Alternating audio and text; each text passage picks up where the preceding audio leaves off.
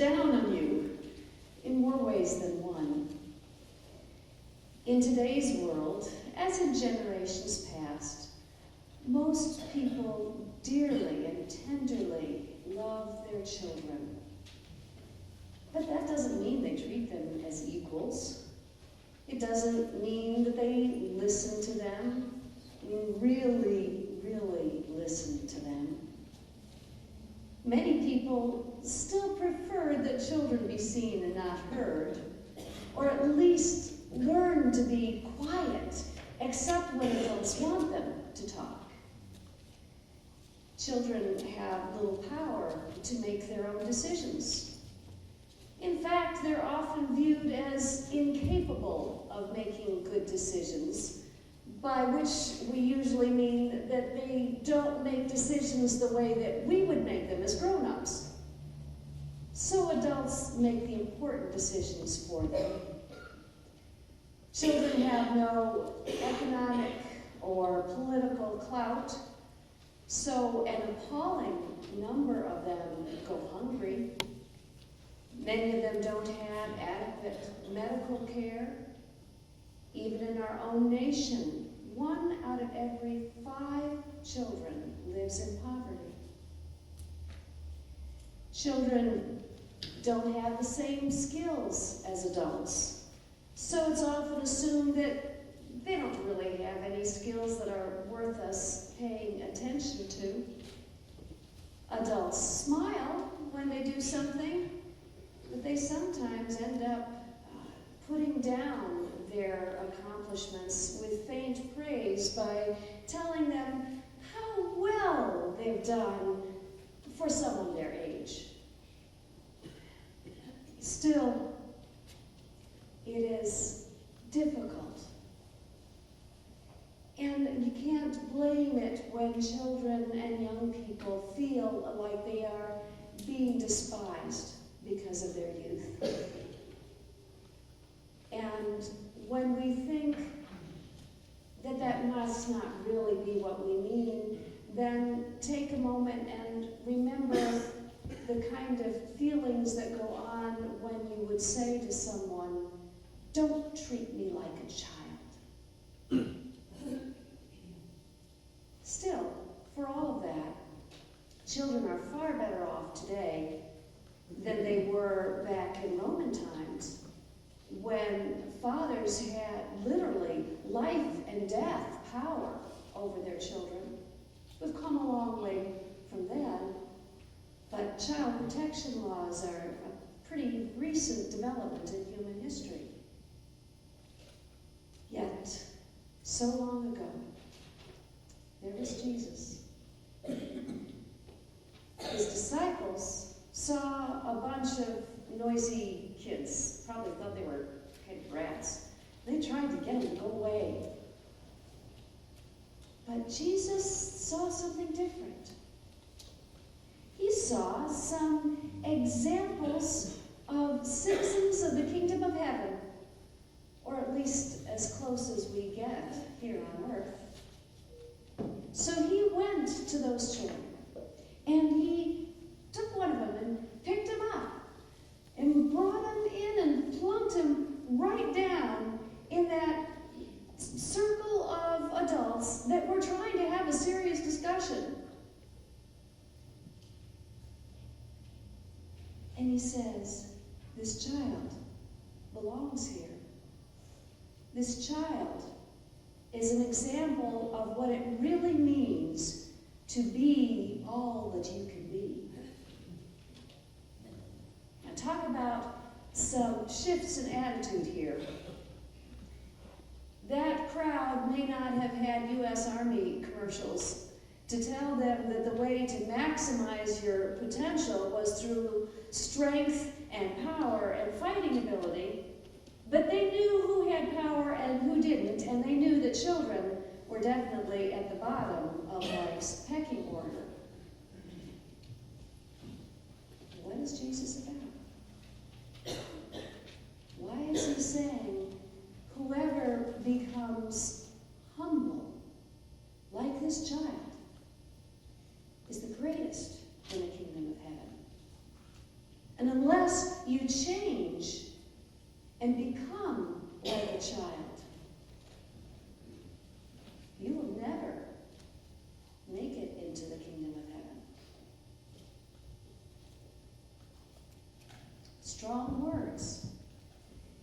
to chew on.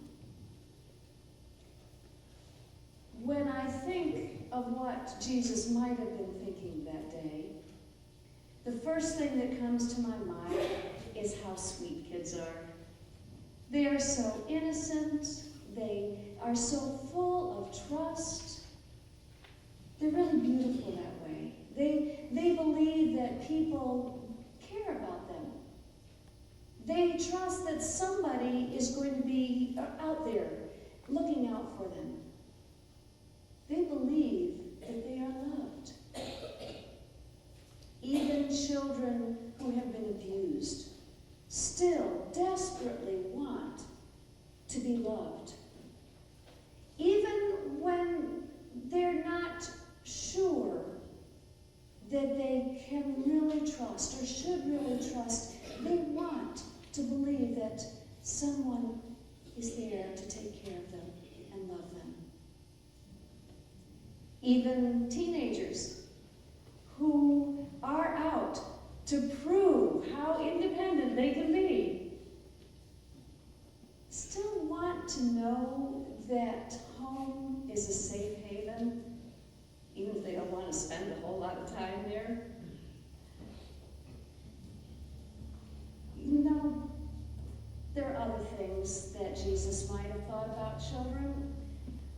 The way that they generally do what they're told. Not all the time, mind you, but an amazing percentage of the time they do. And often with an astounding degree of cheerfulness, even when it's not the thing that they might have wanted to do the most. A lot of time, they'll go ahead and do it. And if you tell them that they're able to do something, like Barb's friend told her, they'll give it a try. Well, that's something worth noticing about children. But as I go on and catalog some more of the traits that Jesus might have appreciated in them, I don't want to leave out their ability to ask good theological questions. I mean, after all, Jesus had done some of that himself when he was 12 years old or so. Children can ask some tough questions, especially 3-year-olds. But have you noticed that they don't always have to have all the answers? Mostly they're curious, and questions are a good way to explore. Even teenagers who ask some of the toughest questions are usually doing it more to test and to probe than they're trying to challenge and rebel. They're kind of like ice fishermen, testing the thickness of the ice. The questions that teenagers ask are often testing to see if the faith that they've been taught will hold up under the weight of real life. Give children or teens answers that make decent sense, or admit sometimes that the answers aren't there to have. And they'll usually be okay with that. It's what they wanted to hear, with some honesty. So all of these things about children come to my mind, and I think Jesus knew them about kids. But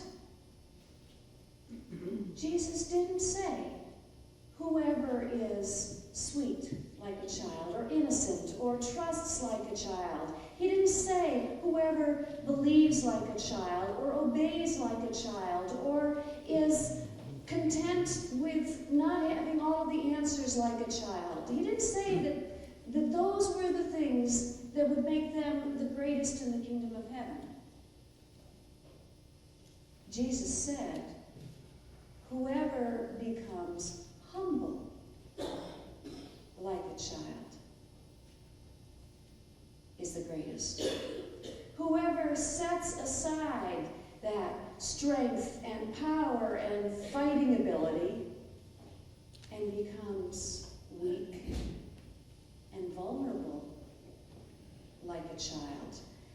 that's the one, those people will be the greatest in the kingdom of heaven. Come to think of it, isn't that about what Jesus did himself? Jesus, though he was in the form of God, did not count equality with God as something to be exploited, but emptied himself, taking on the form of a slave, being born in human likeness, and being found in human form, he humbled himself and became obedient, even to the point of death, even death on the cross. That's how Paul described Jesus' humility in the letter that he wrote to the church in Philippi. Children almost have to be humble. They have no power or control over their lives, and they know it. But,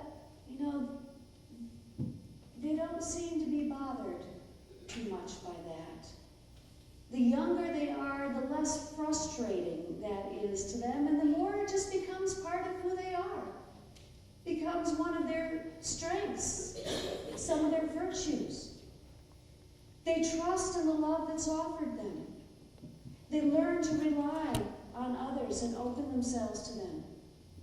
They're satisfied with incomplete answers to their questions. What a contrast that is to us adults. We think we have power. We think we have control over our lives, so maybe we start to trust more in ourselves and a little less in God. Maybe we stop relying so much on God to take care of us.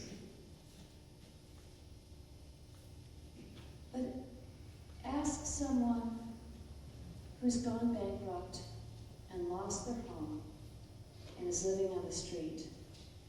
Ask them how much power people really have over their lives.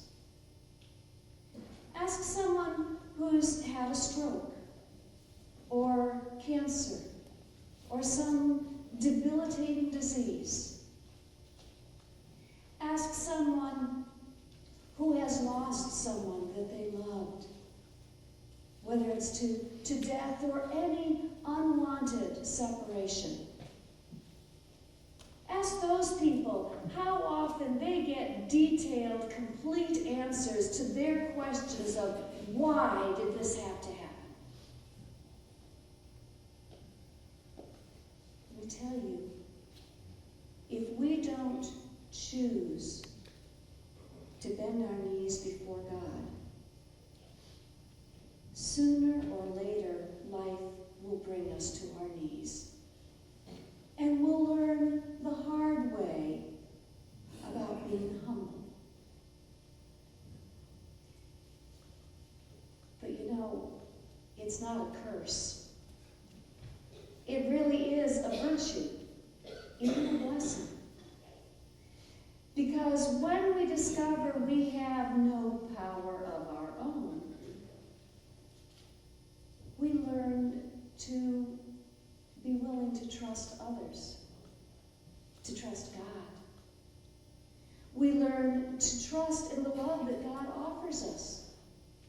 We learn to rely on God to watch out for us and to believe that God really does care about us. We learn that it's okay to ask questions, and we learn to be content when we don't have all the answers. We learn to change and become like children. We become humble like a child. And we're given an opportunity to be numbered among the greatest in the kingdom of heaven. Thank God for giving us the opportunity to grow up in faith by starting all over again like children.